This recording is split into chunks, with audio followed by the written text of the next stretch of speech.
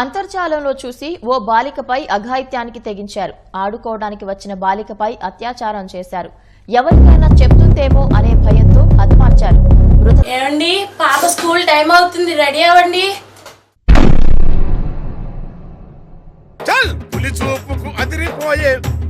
పులి చూపుకు అదిరిపోయే లేడి కూనలోలేరా. ఈ బస్తి గుండగాళ్ళ చూసి గల్లి వణుకుతున్నదో గల్లి చిన్నది. వీడు కావరంబుతోన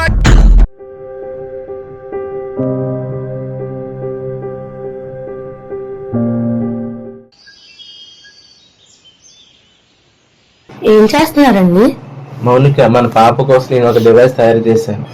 ఈ డివైస్ ఆడపిల్లలకు రక్షణ కవచం లాంటిది.